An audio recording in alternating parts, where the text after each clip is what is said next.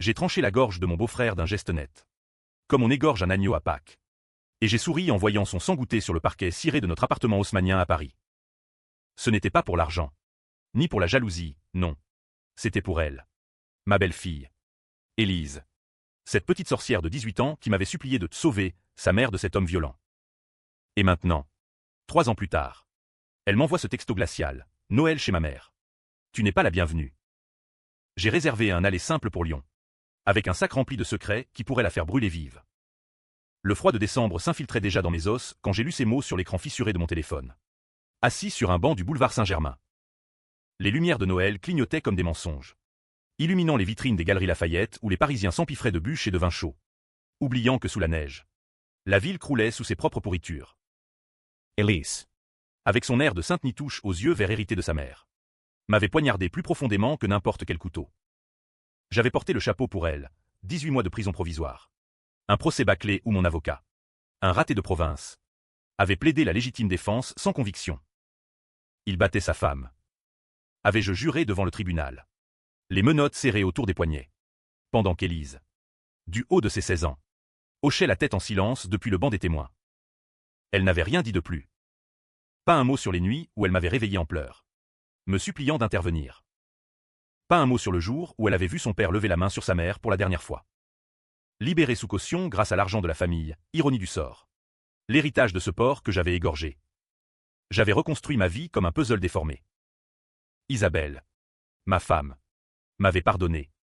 Ou du moins fin de le faire. Elle me serrait dans ses bras la nuit, murmurant des « je t'aime » qui sonnaient comme des prières vides.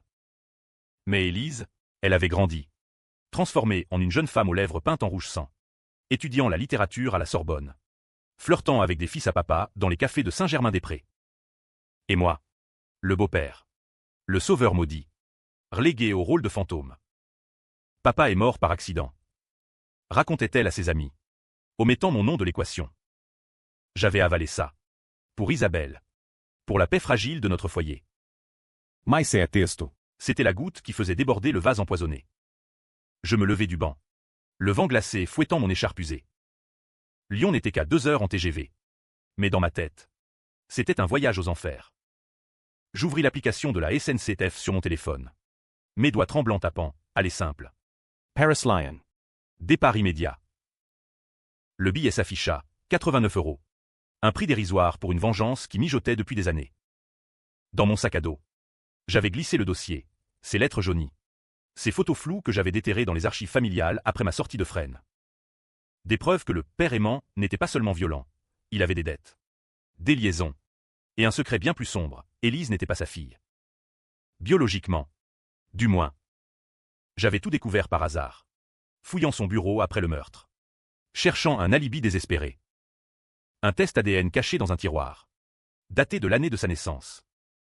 99,9% de non-parenté. Et une lettre. Manuscript. Adressée à une inconnue, je l'élève comme la mienne. Mais si tu reviens, je te jure que je la garde.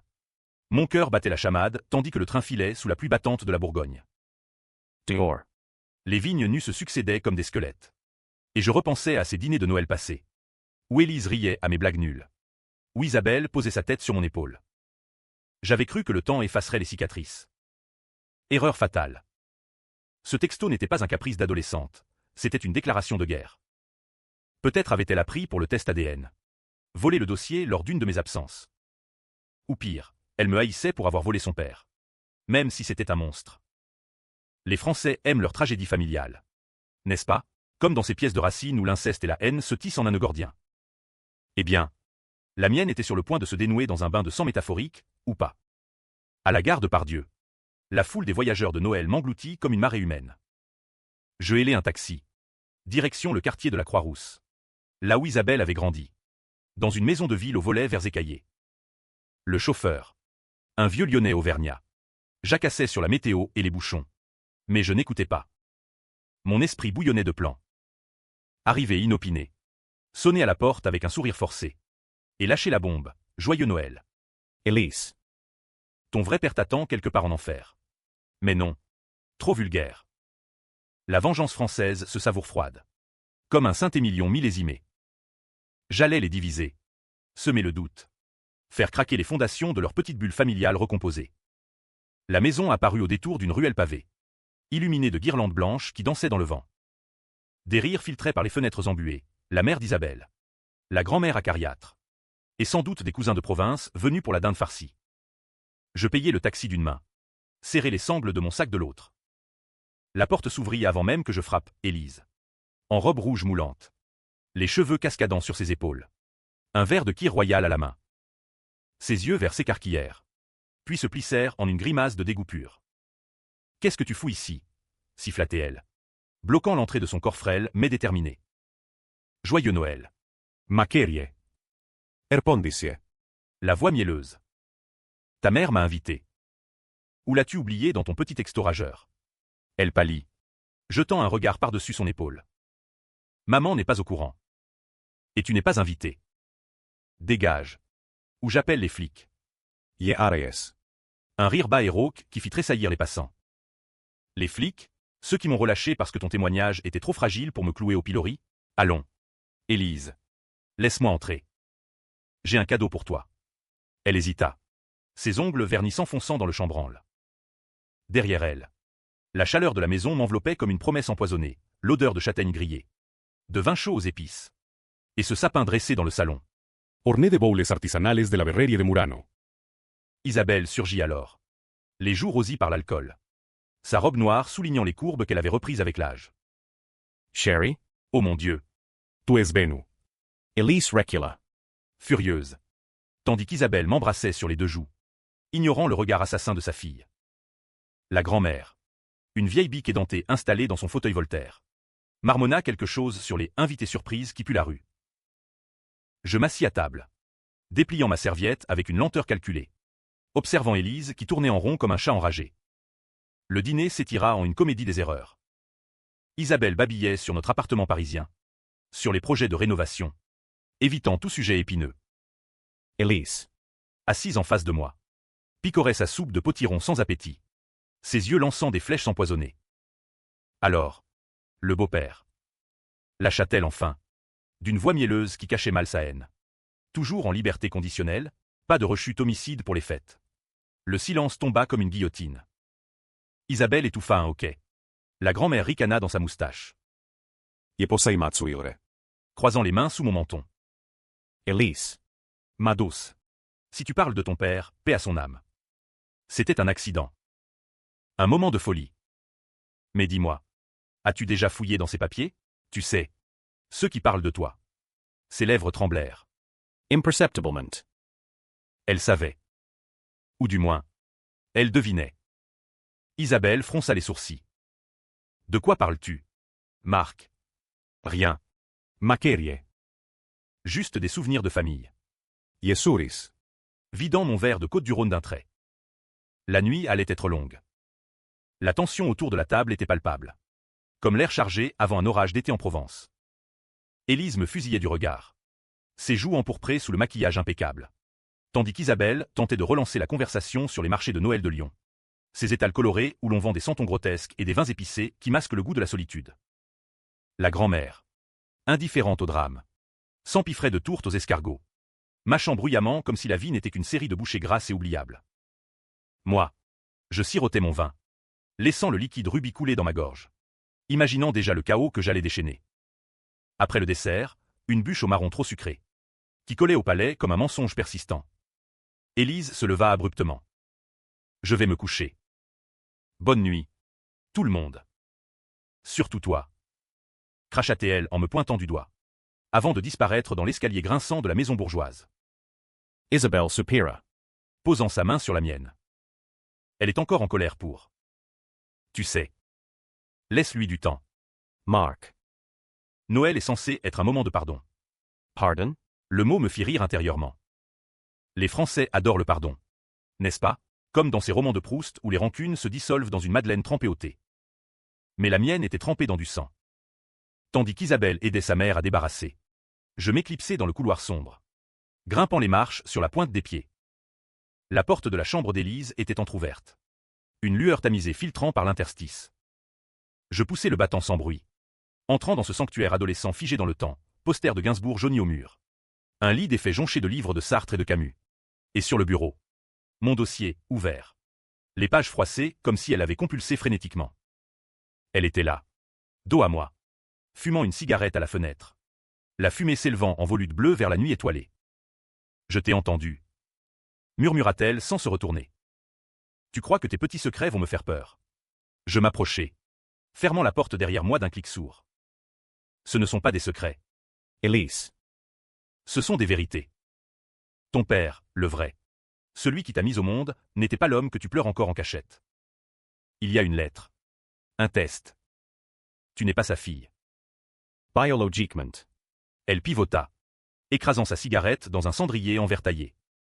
Ses yeux brillaient de larmes contenues. Mais sa voix était d'acier. Et alors, papa m'aimait. Toi, tu l'as tué. Pourquoi? Pour jouer les héros auprès de maman? Ou parce que tu baisais en secret avec elle depuis des années? Ne mens pas. J'ai vu les messages sur ton téléphone. Il y a 2 ans. Le choc me frappa comme un uppercut. Elle savait pour l'adultère? Isabelle et moi. On s'était aimés avant le mariage. C'est vrai, une liaison torride dans les coulisses d'un théâtre lyonnais où elle jouait la midinette et moi le machiniste. Mais Élise, Comment? tu fouillais mes affaires. Constatai-je. La voix basse. Petite fouineuse. Petite quoi? J'avais 14 ans quand j'ai trouvé tes textos. Makerie. Viens me voir ce soir. Il dort. Pathetic. Et maintenant? Tu oses venir ici? Me balancer tes révélations pour me briser? Sors d'ici avant que je hurle. Je ne bougeais pas. Au contraire. Je m'assis sur le bord du lit, croisant les jambes avec une nonchalance feinte. Brisé? Non. Elise. Libéré. Imagine, si je révèle tout à ta mère. Ce soir même. Autour du feu de cheminée. Le test ADN. La lettre. Ton père qui n'en était pas un. Et ton chantage silencieux depuis des années. Parce que oui. J'ai deviné. Tu m'as laissé pourrir en tôle pour te venger de notre liaison. Pour punir maman d'avoir volé ton père. Mais si c'était l'inverse? Et si j'étais le seul à t'avoir vraiment aimé? Elle s'effondra contre le mur. Glissant jusqu'au sol. Les genoux ramenés contre sa poitrine. Pour la première fois. Je vis la faille, la petite fille terrorisée par les cris de son père adoptif. Suppliant le beau-père de l'emporter loin de ce cauchemar. Pourquoi tu as fait ça? Chuchota-t-elle. Pourquoi tu l'as tué? Parce que tu me l'as demandé. La nuit avant. Tu as dit, Marc, fais-le partir. Pour toujours. Et j'ai obéi. Mensonge? Vérité? Les frontières s'effaçaient dans cette chambre étouffante. Nous restâmes ainsi des heures. Parlant à voix basse, tandis que la maison ronronnait de ronflements. Elle avoua tout, les nuits d'insomnie. La haine viscérale pour l'homme qui la battait parfois par accident, un revers destiné à Isabelle qui l'atteignait elle. Le test ADN. Découvert par elle-même l'année précédente. Lors du tri des affaires paternelles. Je l'aimais quand même. Sanglota-t-elle. C'était mon père. Et toi? Tu es un monstre. Un monstre. Le mot résonna en moi comme un glas. Au lever du jour. Pâle et gris comme un linceul. Je redescendis. Laissant Élise endormie dans son chaos. Isabelle m'attendait dans la cuisine. Un café fumant à la main. Tout va bien? Elle t'a pardonné. Presque. Mentisie. L'embrassant sur le front. Mais en moi. La graine de la vengeance hermite. Pas contre elle, non. Élise paierait pour sa trahison. Pour m'avoir laissé gésir dans la fange judiciaire pendant qu'elle jouait les innocentes. J'avais un plan, contacter l'avocat de la famille. Celui qui avait étouffé l'affaire à l'époque. Et lui glisser une copie anonyme du dossier. Laisser les rumeurs se répandre. Fissurer le mythe du père martyr. Et pour la cerise sur le gâteau, révéler à Élise que j'avais falsifié le test ADN. Il y a des années. Pour protéger Isabelle d'un scandale. Non, twist plus sombre. Le vrai père était un amant d'Isabelle. Un artiste raté mort d'overdose. Et Élise était fruit de cette passion illicite. Mais je garderai ça pour la fin. Le jour de Noël s'étira en hypocrisie, échange de cadeaux forcés. Dinde trop cuite. Et Élise évitant mon regard. Mais la nuit. Quand tous dormaient. Je sortis dans le jardin givré. Composant un numéro sur mon téléphone prépayé. Allô? C'est pour l'affaire Duval. J'ai des infos sur la gamine. Elle n'est pas qui elle croit. La voix à l'autre bout. Un journaliste people de Lyon Capitale. Ricana. Les dés étaient jetés. Les jours suivant Noël furent un lent poison. Une lente érosion des apparences familiales. Comme ces pluies fines qui rongent les toits de tuiles anciennes en Bourgogne. Nous prolongeâmes le séjour à Lyon, Isabelle insistait, parlant de se retrouver en famille. Ignorant que la maison, avec ses murs tapissés de papier peint fluorofané, devenait une arène. Elise aime evitate. Se réfugiant dans des promenades solitaires le long de la Saône, où les péniches chargées de lumière naviguent comme des fantômes festifs. Moi, je feignais la normalité, aidant la grand-mère à tricoter des écharpes informes. Discutant politique avec les oncles, ces conservateurs aigris qui maudissaient Macron et rêvaient d'un retour à De Gaulle. Mais sous la surface, mon plan se déployait, tentaculaire et impitoyable. Le lendemain de Noël, le journal local atterrit sur la table du petit déjeuner, une brève en page 3. Anonyme mais venimeuse. Scandale familial à Lyon. Le meurtre de 2022 impliquait-il un secret d'adultère? Pas de nom. Bien sûr, je ne suis pas idiot. Mais les détails suffisaient. Une liaison entre la veuve et le beau-père. Un test ADN douteux. Une fille non biologique au centre du drame. Isabelle le lut en diagonale, haussant les épaules. Des ragots de quartier. Ignore-les. Mais Élise, elle arracha le papier, ses mains tremblantes, et s'enfuit dans sa chambre en claquant la porte. Je la suivis. Frappant dousement. Laisse-moi tranquille, hurla-t-elle de l'intérieur. Je tournai la poignée, déverrouillée. Par négligence ou provocation. Elle était assise sur le sol, entourée de coupures de presse jaunie, pleurant en silence. C'est toi. Hein. Tu as balancé ça aux journaux. Pour me détruire. Pour te libérer. Corrigez-je. M'agenouillant à sa hauteur. L'odeur de son parfum, un musc bon marché de chez Sephora, se mêlait à celle des larmes salées. Ton père t'a menti toute ta vie. Il savait pour l'amant de ta mère. Un peintre bohème qui squattait les bords de Seine dans les années 80. Mort d'une bad trip à Montmartre. Isabelle l'a caché pour te protéger. Mais moi, je veux que tu saches la vérité. Que tu arrêtes de me haïr pour un fantôme. Ses yeux, rougis et gonflés, se plantèrent dans les miens. Et si je te hais pour toi, pour avoir couché avec maman sous notre toit? Papa le savait. Tu sais. C'est pour ça qu'il buvait. Qu'il cognait. Tu as ruiné notre famille avant même de le tuer. Le coup de poignard. Elle avait raison. En partie. Notre adultère avait commencé innocemment. Un baiser volé après une représentation de Phèdre au théâtre de l'Odéon, où Isabelle incarnait la passion maudite avec une intensité qui m'avait consumé. Mais Élise Témoin involontaire. avait porté ce fardeau comme une croix. Je regrette. Murmurai. Pour la première fois sincère. Mais la trahison va dans les deux sens. Tu m'as laissé payer pour tout, le meurtre, les mensonges. Tu as témoigné contre moi en sous-main, influençant le juge avec tes silences calculés. Elle se redressa, essuyant ses joues d'un revers de main rageur. Preuve. Je sortis de ma poche une clé USB, tendue comme une offrande empoisonnée. Enregistrement. Nos conversations nocturnes. Tes pleurs. Ta demande explicite. J'ai tout gardé. Au cas où. Diffuse-les si tu veux. Mais ça te brisera autant que moi. Nous nous dévisageâmes. Deux ombres dans la lumière grise filtrant par les rideaux de dentelle. Puis, dans un geste inattendu, elle se jeta dans mes bras, sanglotant contre mon épaule. Aide-moi à oublier. S'il te plaît. Mark. Sois mon père. Pour de vrai. Le piège se referma. Était-ce sincère? Ou un nouveau tour de sa part? Élise était une actrice née, héritant du talent théâtral de sa mère. Je la serrai contre moi, murmurant des promesses vides, tandis que mon esprit ourdissait la suite, contacter l'amant secret d'Isabelle, un survivant du milieu artistique parisien, pour qu'il confirme l'adultère et le paternité. Mais twist, et si cet homme était encore vivant? Réclamant sa fille, les jours suivants, une trêve fragile s'installa. Nous sortîmes en famille, visite de la basilique de Fourvière, où les bougies vacillaient comme des âmes en peine, et un dîner dans un bouchon lyonnais, avec saucisson et quenelle noyée dans une sauce à la poche. Élise riait à mes anecdotes sur Paris, Isabelle rayonnate. ignorant le venin qui coulait sous la table. Mais la nuit, seul dans la chambre d'amis au meuble Louis-Philippe, je composais un autre numéro. Allô? Monsieur Lefebvre? C'est au sujet d'Isabelle Duval. 1987. Vous vous souvenez d'elle? La voix rauque, éraillée par des décennies de tabac et de regrets. Répondit. Qui êtes-vous? Et qu'est-ce que vous voulez à cette salope qui m'a plaqué avec un gosse sur les bras? Mon cœur s'emballa. Il savait pour Élise. Juste la vérité. Et peut-être une rencontre. Le lendemain, alors que la neige tombait enfin sur Lyon, enveloppant la ville d'un manteau blanc et trompeur, Lefebvre débarqua sans prévenir. Un homme voûté, aux cheveux blancs hirsutes, vêtu d'un manteau rapiécé qui puait la peinture à l'huile et la misère. Il sonna à la porte en plein après-midi, alors qu'Isabelle était sortie faire des courses au marché de la Guillotière. Elise ouvrit. Et le monde bascula. Ma fille, murmura-t-il, les yeux embués fixés sur elle. Elle recula, pâle comme un spectre. Quoi? Qui êtes-vous? Je surgis du salon, feignant la surprise. Laissez-moi expliquer.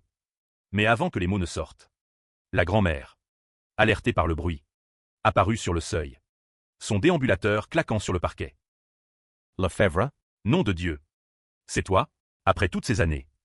Le chaos explosa, cris, accusations. Isabelle rentre en pile au mauvais moment avec ses sacs de châtaignes et de fromage, laissant tout choir sur le paillasson. Qu'est-ce qui se passe ici, Marc? La vérité jaillit comme un geyser, l'adultère, la grossesse cachée, le mariage de façade avec le père adoptif pour étouffer le scandale. Elise hurlait. Lefebvre pleurait. Isabelle s'effondrait en sanglots. Et moi, au centre, le marionnettiste invisible, savourant le spectacle. Mais Élise, dans un éclair de lucidité, se tourna vers moi. C'est toi qui l'as appelé.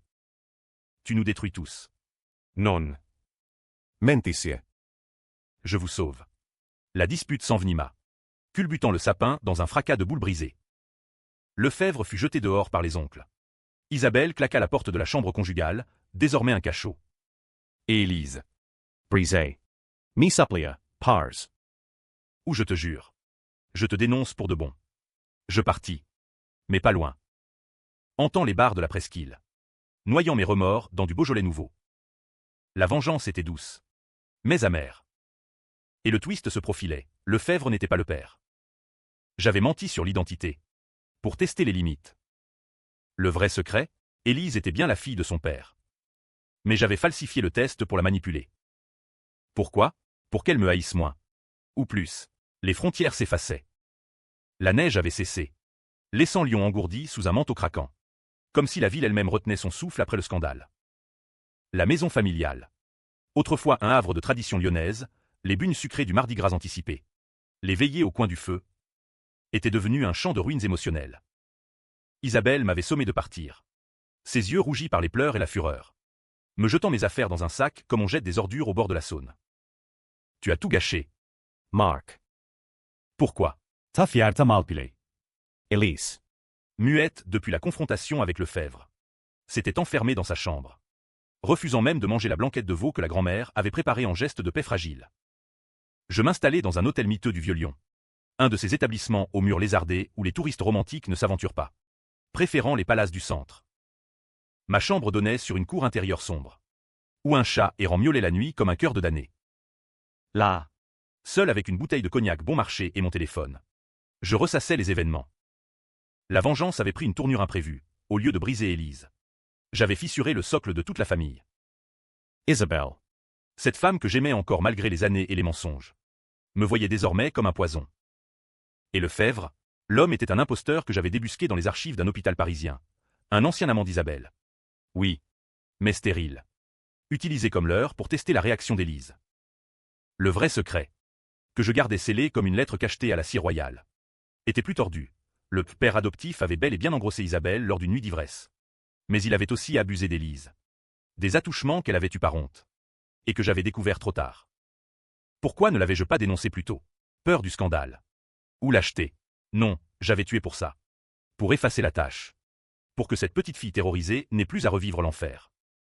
Mais Élise, dans sa gratitude empoisonnée, avait retourné l'arme contre moi, me faisant passer pour le monstre unique. Le texto de Noël n'était qu'un symptôme. La vraie trahison était son silence au tribunal. Son témoignage muet qui m'avait condamné moralement. Sinon légalement. Le lendemain, un appel, Élise. Sa voix, brisée mais déterminée, traversa les ondes comme un fil barbelé.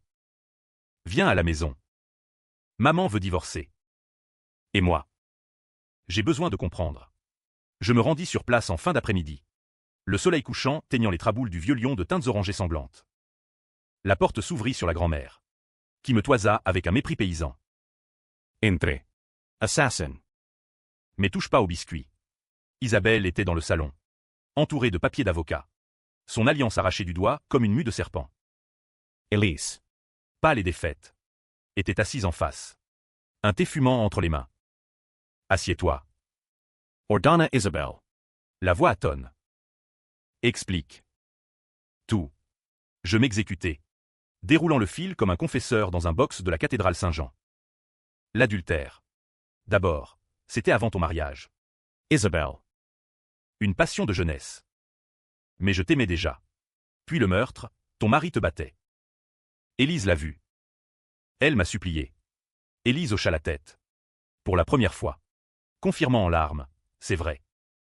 Il me touchait aussi. Des nuits où maman dormait. Il venait dans ma chambre. J'avais peur de le dire. Le silence qui suivit fut assourdissant, rompu seulement par les sanglots d'Isabelle. Mon Dieu! Pourquoi n'as-tu rien dit? Maquerie. Élise haussa les épaules.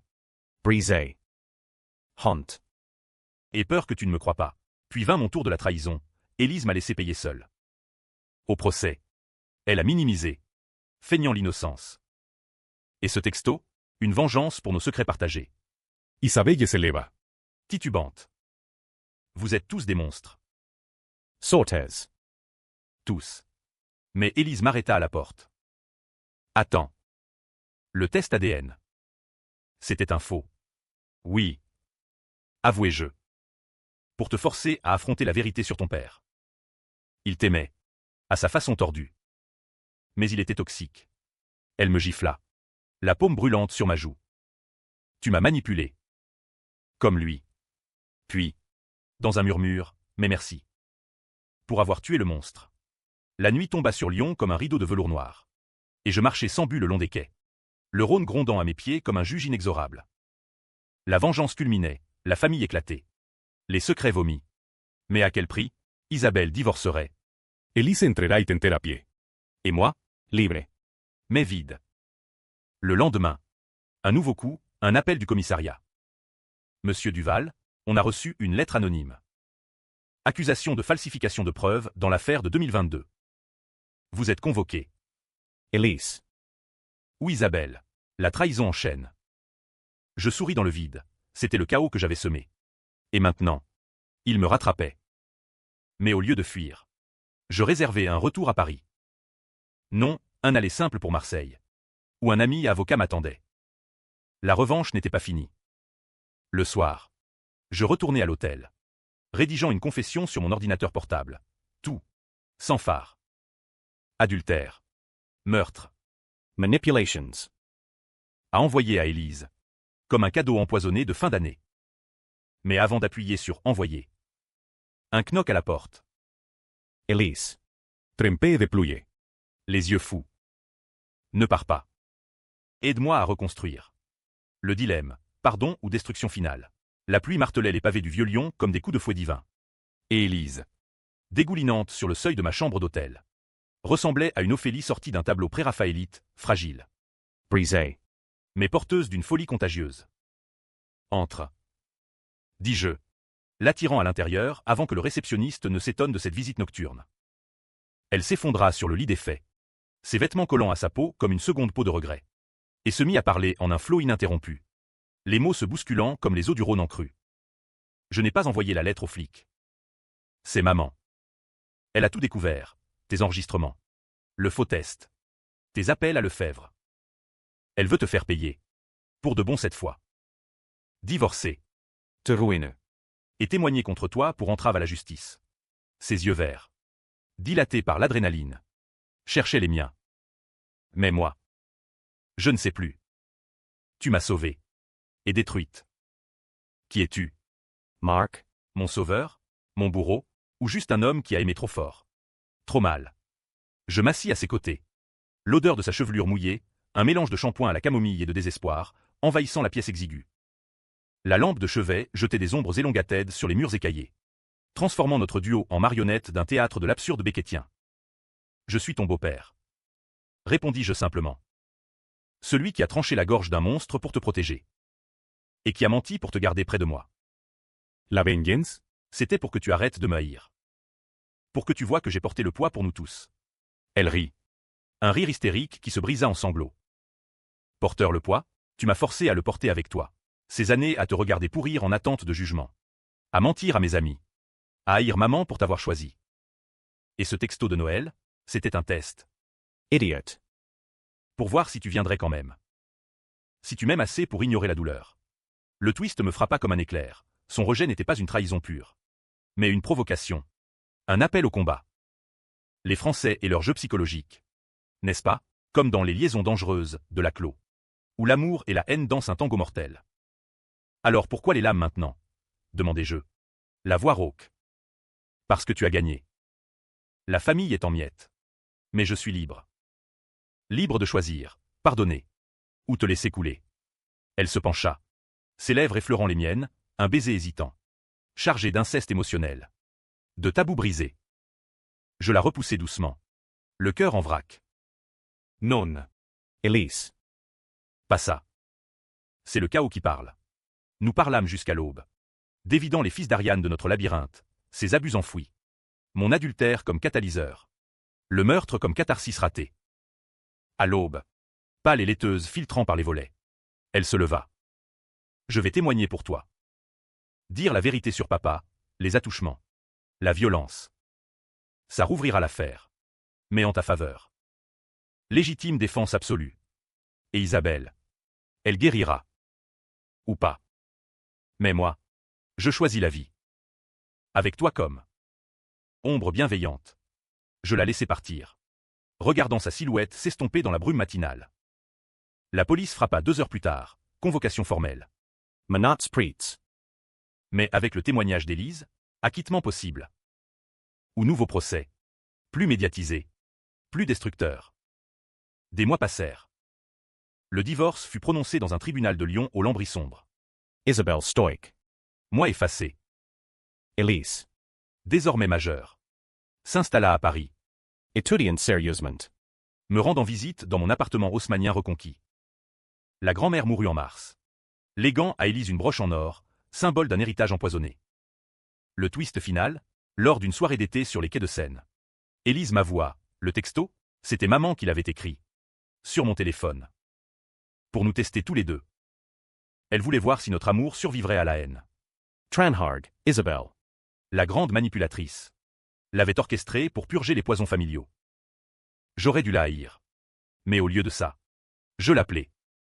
Reviens. Dis-je simplement. Elle revint. Non comme épouse. Mais comme alliée. Nous ne reformâmes pas le couple, trop de cicatrices. Mais une trêve s'installa. Huâme et controversée, une famille recomposée sur les ruines. Où la vengeance s'était muée en rédemption ambiguë. Élise épousa un jour un garçon banal de la Sorbonne. Et à leur Noël suivant, je fus invité. Pas comme beau-père, mais comme survivant. Était-ce un happy end, ou une bique ACH masquée? Où les fantômes dansent encore? Les lecteurs choisiront leur camp. Moi, je sirote un pastis à Marseille. Attendant le prochain hiver. Le prochain texto qui pourrait tout recommencer.